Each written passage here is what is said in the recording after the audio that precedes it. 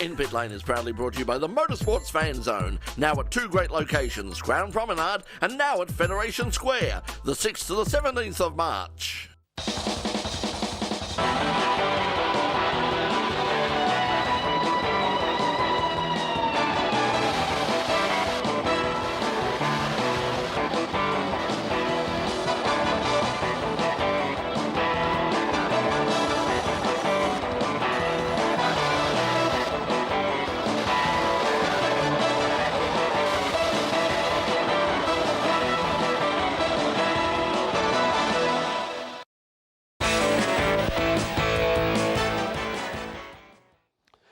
Yes, we are, ladies and gentlemen, in the twilight zone. As Pete wanders through the shot there, we welcome you to another edition of In Pit Lane. We're sort of in the twilight zone at the moment. We're not sure whether it's the last episode of the summer series or the first episode of the new series. One thing that it is, however, it is our debut back in Adelaide. Hello to everybody watching us on Adelaide's Digital 44, Channel 44. Yes, they actually had the common sense to actually change the name of the... So there's no confusion. You want to find Channel 44? You go to Channel 44. It's not rocket science. Now, coming up this week on the program, we're going to tell you, we talked to you about on the show about young racing drivers in Australia who travel the world and race at some of the world's great race circuits. But you know, you can become a part of some of these great events, things like the Nurburgring 24 hours, the Le Mans 24 hours, the Le Mans Classic, a whole bunch of races that you can actually not just attend, but actually be a very important part of. And our guest tonight is a member of the In Pit Lane family who has done just that. He's travelled all over the world and basically been a part of some of the biggest events in the world of motorsport. Christian Schmidt will be joining us. He's so good at it that the good people at Le Mans, and let's see if we can get this camera 4, let's test out. Oh, there we are. Camera 3's coming in. There you are. The good people at the ACO, the people behind the Le Mans 24 Hours, awarded him this lovely trophy, and we'll find out more about that a little bit later on, and the story behind the champagne cork embedded within. But once again, joining us for this season, our friend Craig Ladigo. Doc, welcome back. Thanks, Brett. Wonderful to be back. What a blur, like you said, with summer series, some winter series. Main thing is we're back for our regular gig on the desk each week and bringing all the glories of motorsport around the world that we've had. And I might say, You're probably going to say, what have you been doing over your summer? That's exactly what I've been doing. Yeah, I know. Well, speaking of Adelaide, you were in Adelaide at the Tailem Bend for the Asian Le Mans series, and we might talk about that over the next couple of weeks. You're also up at Bathurst. 12 hour. There. Oh, magnificent. And I'll just touch on your post just quickly. Went from 11,000 thereabouts to 20-something thousand to 40-something thousand fans in 3 years. Yeah. So look at the immense popularity that's gained. The Bathurst 12 hour is big news, and it is huge. Developing really, really quickly. Speaking of developing really, really quickly is news. It happens every week, and now here's some of it with the In Pit Lane Motorsport News.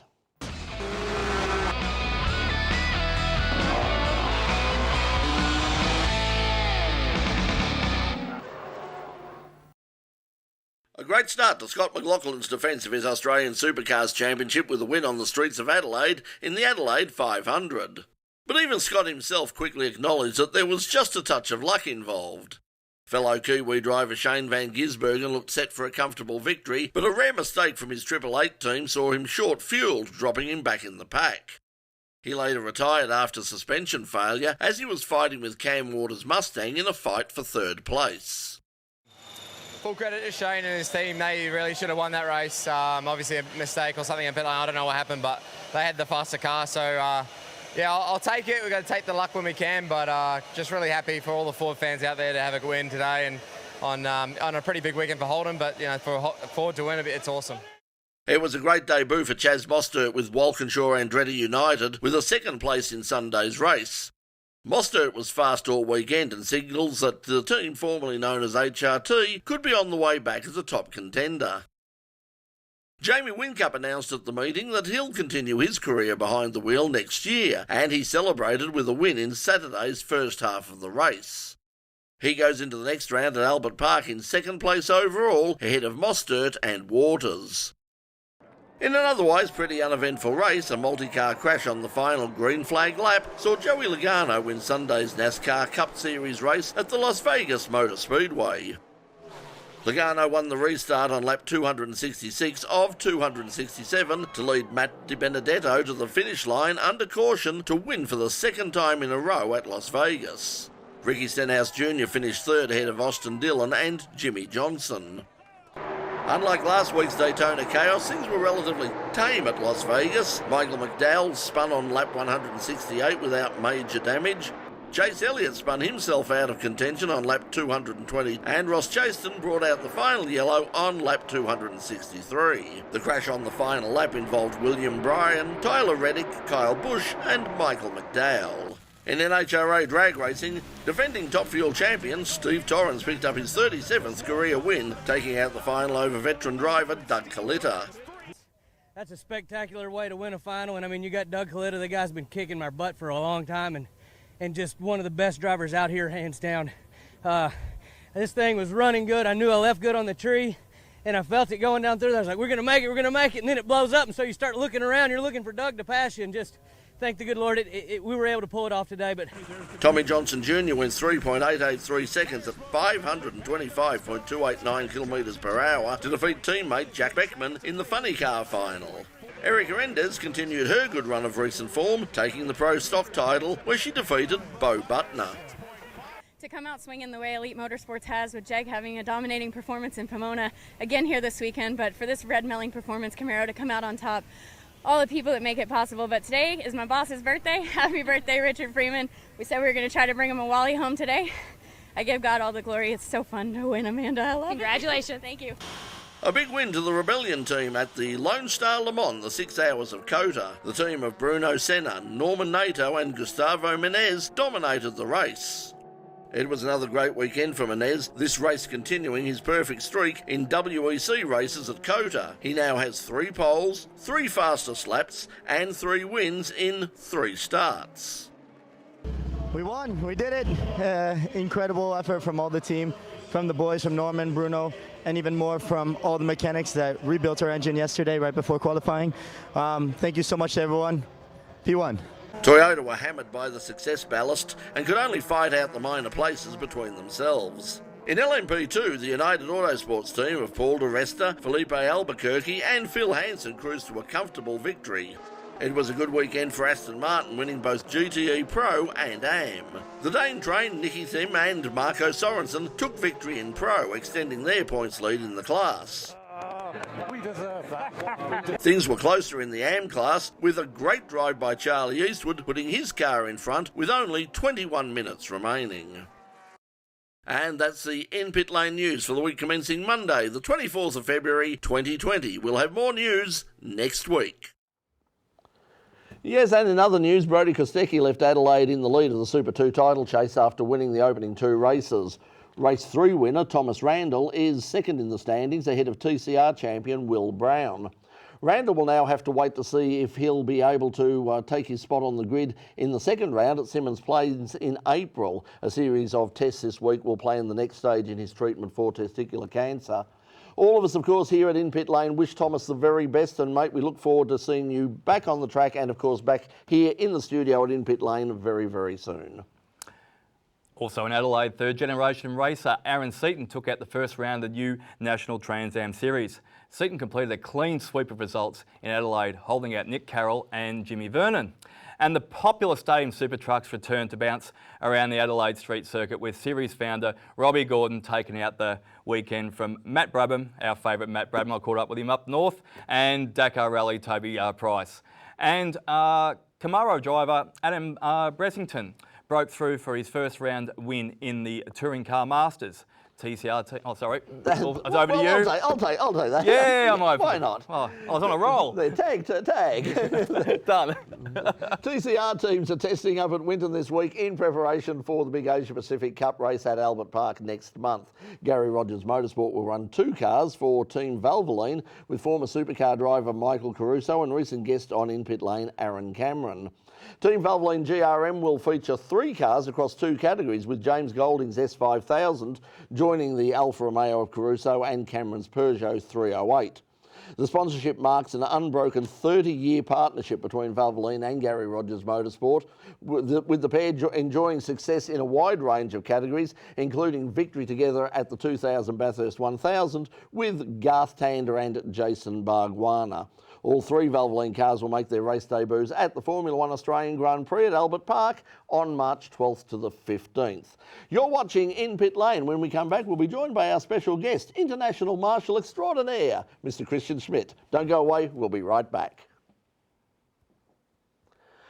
Okay, so we are officially on a break. Christian, you want to jump in and grab a seat? That's different. We're out of uniform. There. We haven't got our 24 No, we haven't got it there. Well, I have all of my Le Mans 24 hour stuff I bought in 2004, and needless to say, it no longer fits. There's hope for you, Doc. What's that? There might be hope for you. I was going to say, I might be able to pinch a t-shirt. I was only talking about the Indy cars because we're on our break on YouTube, of course. So when we were catching up with Matthew Brabham?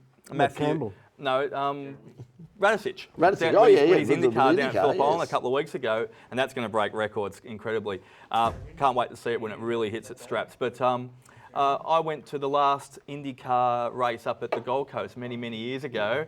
Bought a shirt. It's in the plastic. I bet you I can't fit into it anymore either as well, though, too.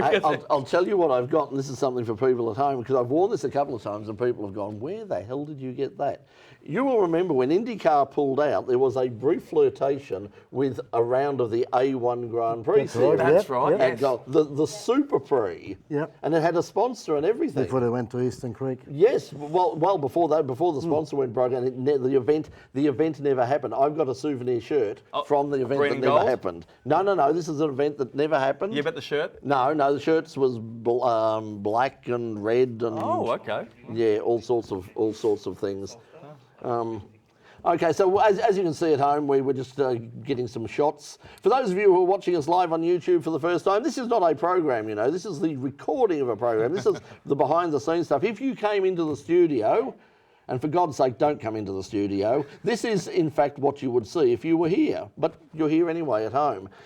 Do we have anybody watching, anybody commenting? Oh, we have a lot of people watching, a couple of dozen there, but just some comments that just giving us a few tips on camera locations and stuff Camera like locations. that. But so far, everyone's a satisfied customer at the moment because this is good. We've got no complaints yet. No complaint. By the way, if you are watching on YouTube, give us a thumbs up. It's really important for. We've discovered this. Apparently, it's really important for the YouTube algorithms. What YouTube are looking for is not the number of people who watch. What they're looking for is interaction between people who are watching, so that they know that there's an audience sort of that are taking notice. So, and if you like, subscribe, and give us a thumbs up, that makes a big difference to where they place us in terms of pushing out information as well. So, yeah, if you're watching us on YouTube, that's the way to go. In fact, you're going to be watching us on YouTube because, just to let you know, we normally stream on both Facebook and YouTube. We're not going to be streaming on Facebook this year for a whole bunch of reasons. So if you want to watch the show recorded live or watch it on demand, you must go to the In Pit Lane YouTube channel. And of course, it is on Channel 31 Melbourne at the new time of Friday nights at 8 o'clock. And of course, as we said, coming into the program on digital Channel 44 Adelaide at 5:30 on a Friday afternoon, just before all your very popular football programs. Really, it's just a tap of a different app on the screen. Yeah. It's really no big deal. So jump on our YouTube. Much better and subscribe, quality, like yeah. you said, though. But not only that, you're going to get all the live streams we're going to do this year. We've got a whole bunch of planned we've got in the barrel, ready to go. Speaking of Adelaide, we are planning to come across at the end of next month. The Australian Drag Racing Grand Finals will be back at Adelaide International Raceway. There will be live streaming happening from there on the Adelaide Drag Racing Facebook page, and we'll be the team behind that. So I think we're ready. Like and subscribe. Sorry? Oh yes, thank you, Pete. Yes, for reminding me. We've got to say a really big thanks to a few people, in particular Troy and the team behind the Motorsport Fan Zone. Now, if you watched last year, you'll remember that Doc and I went to the Fan Zone. We also streamed live from there. We're going to do that again this week. We should have next week. We should have a really big announcement involving that. But we got some news before I came out tonight. One of the things, the Motorsport Fan Zone down at Crown Riverwalk Promenade, this year 2, not 1 but 2 big locations at the Crown Promenade once again, but also in the heart of the city at Federation Square. So if you're planning to go on down to the Grand Prix, if you want to get an early start, it's going to you can get you can get your merchandise, you can have a look around. There's trade displays, there's cars on displays, all sorts of things in 2 big locations.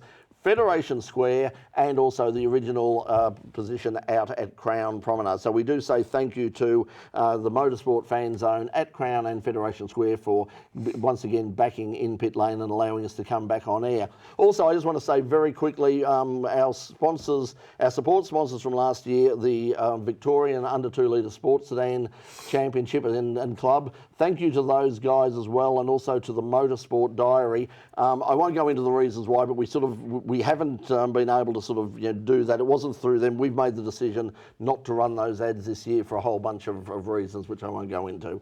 Look, are we ready to come back, Pete? I think so. I think we're more than ready to come back. Let's go. 4, 3, 2.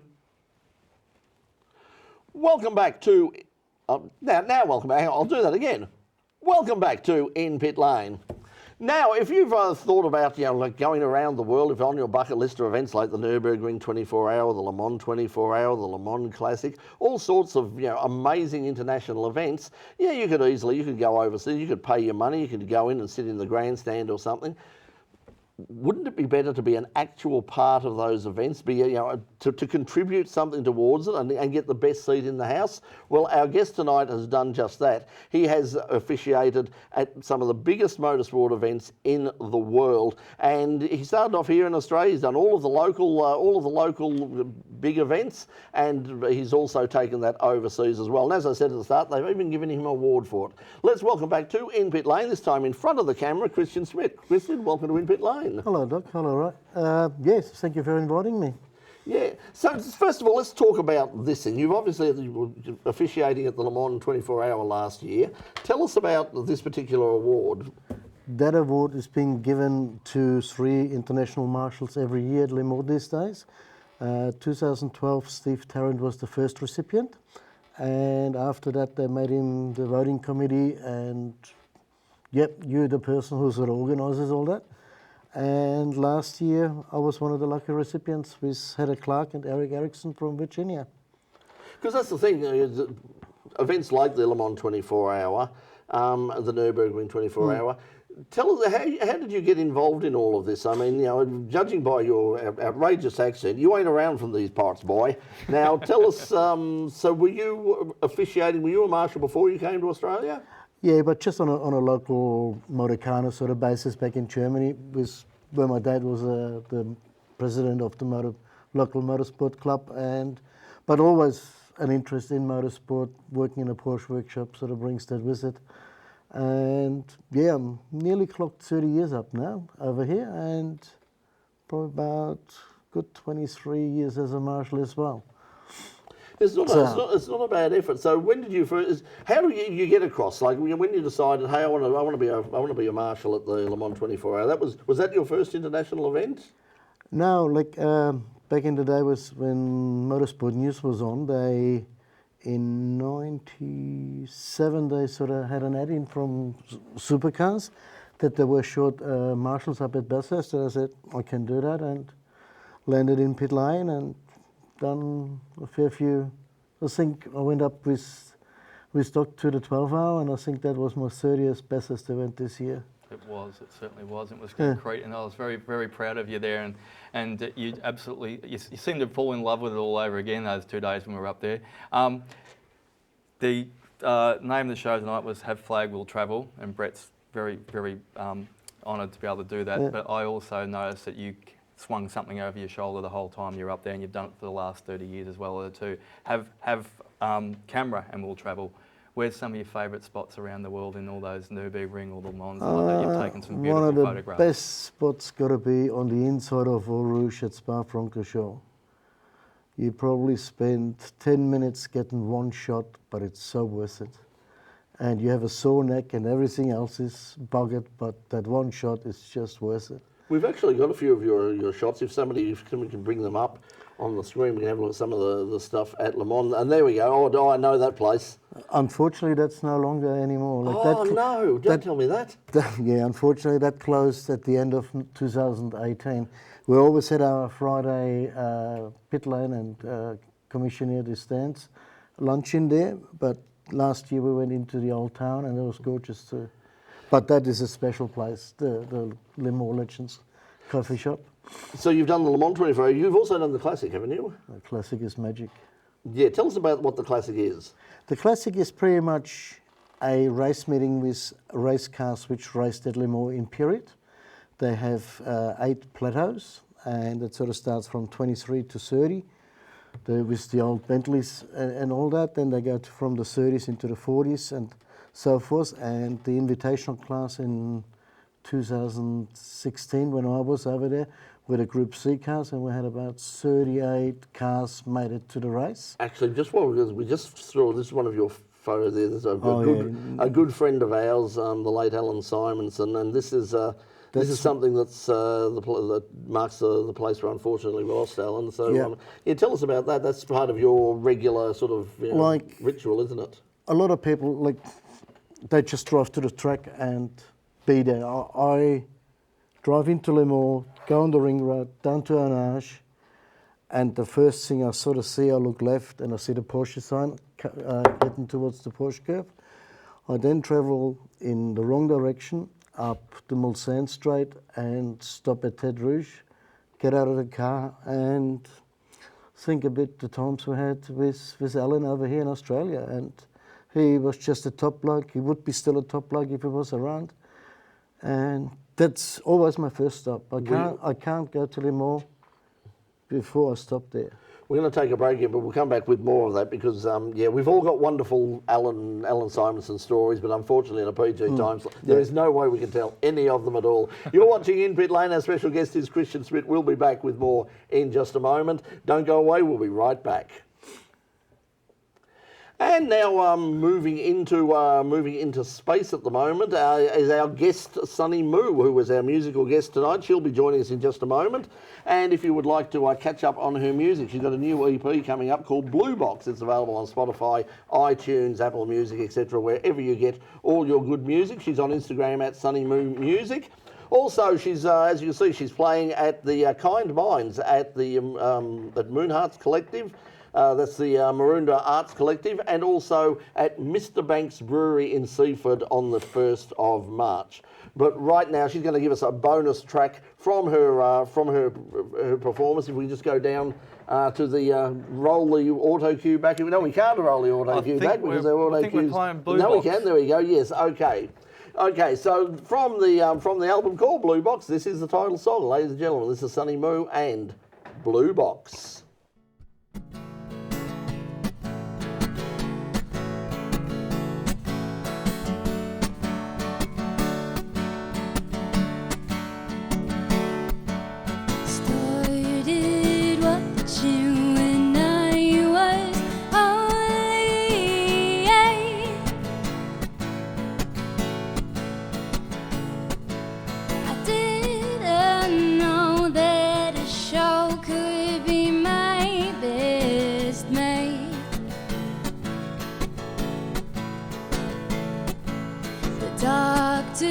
Taught me how to deal with times of strife, 'cause in the end everything always turns out fine. So David, won't you come back to my life?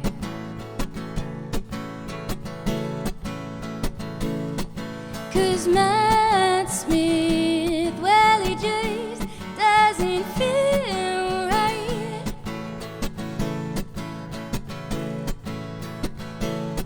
So David, won't you come back to my life?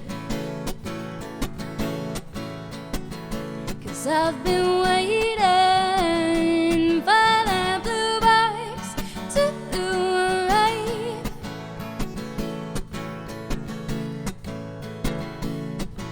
So come on and teach me about a Time Lord's life.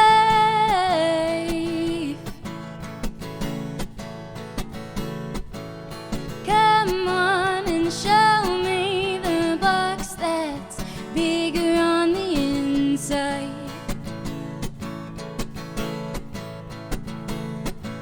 An avid protector of the humankind.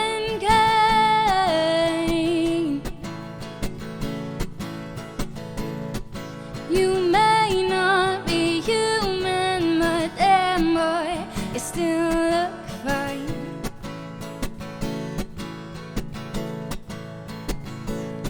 So David, won't you come back to my life?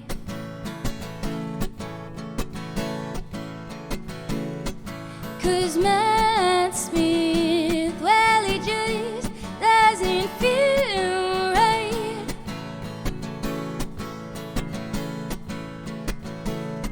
So David, won't you come back to my life? 'Cause I've been waiting for that blue box to arrive. Yeah, I've been waiting for that blue box every night. And I'll keep waiting for that box to arrive.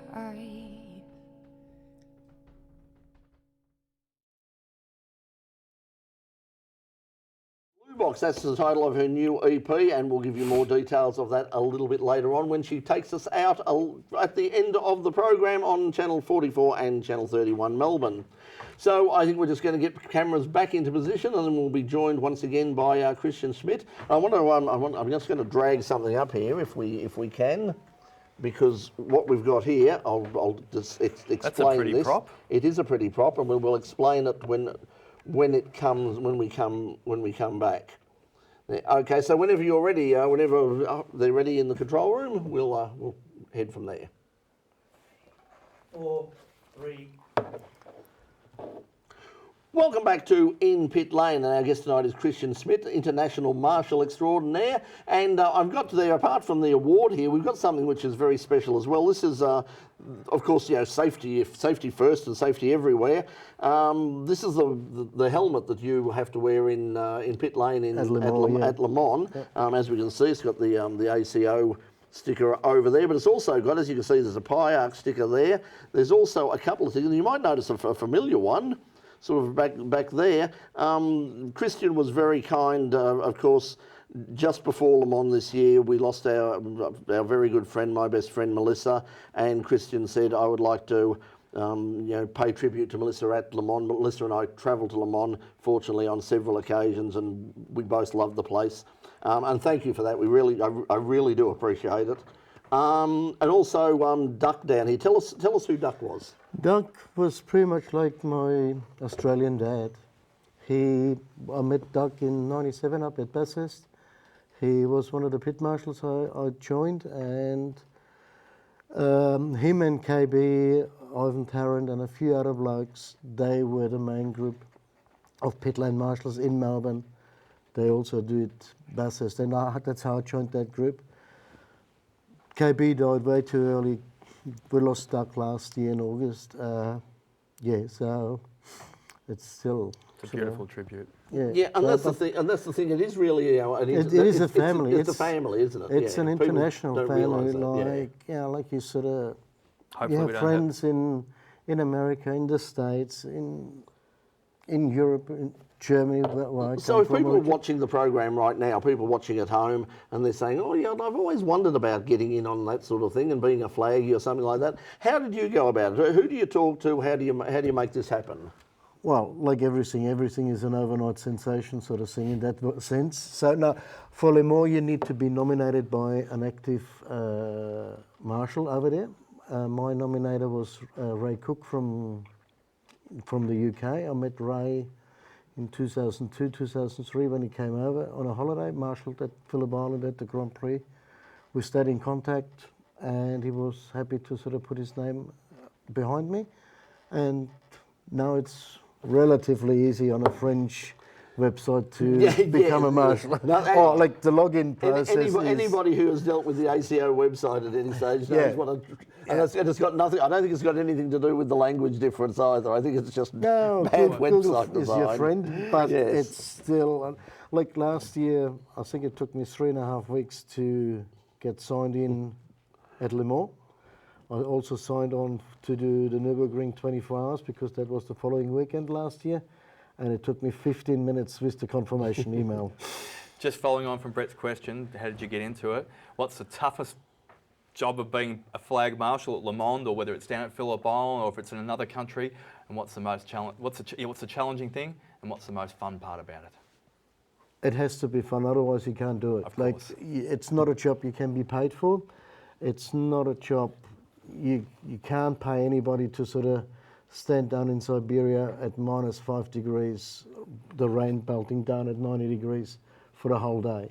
We had something like that at the Superbikes in 2003. We had about 120. We had about 120 marshals going down with hypothermia, and they cancelled the race, which had never happened. The following year, I was at the historic motorbikes on Australia Day. I was at Lukey Heights. That was well before the bus stops or the flag stops got put on, and we had 43 degrees in the shade. So between those race meetings, you're having a good day. Yes, and you've genuinely saved some lives as well too. Yeah. Oh, look, like you always look after yourself and your mates first, then the driver, then the car, probably the spectators in between the car and the driver, but it's nothing you can, like you have to have a bit of a feel for it. It's nothing you can learn or train for. It's like I've been in pit lane when there were fires, and you just got to deal with it. You're instinctual. And it can be tough, as you say. We've lost friends over the years. I mean, even doing this show, I mean, there's people like Alan and like Stewie McCall, because a whole bunch of people who are no longer with us. Motor racing is dangerous, as they say. Lost a lot of marshalling friends as well. Yes. That's just another loop in the circle sort of thing. So what you're also doing, you also have lots of photos and all the rest of it. You're taking photos, which we use on In Pit Lane as well.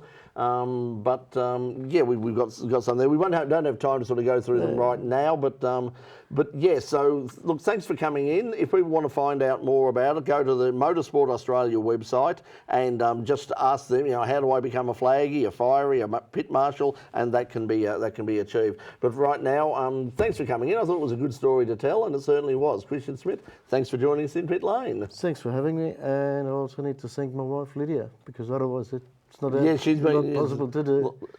Those who wait and wonder. Yep. Okay, thanks Christian. And now taking us out for our first show of the year is local artist Sunny Moo. She's got a new EP out at the moment. It's called Blue Box, available on Spotify, iTunes, Apple Music, etc. She's also on Instagram at Sunny Moo Music, and she's playing 28th of February. That's Friday at Kind Minds at the Munda Arts Collective, and also at Mr. Banks Brewery in Seaford. So until we see you again next week, where we've got a real special treat for you again next week. From all of us here, from Doc and all the team on In Pit Lane, thanks for joining us. And here's Sunny Moo and I Need a Man. Good night.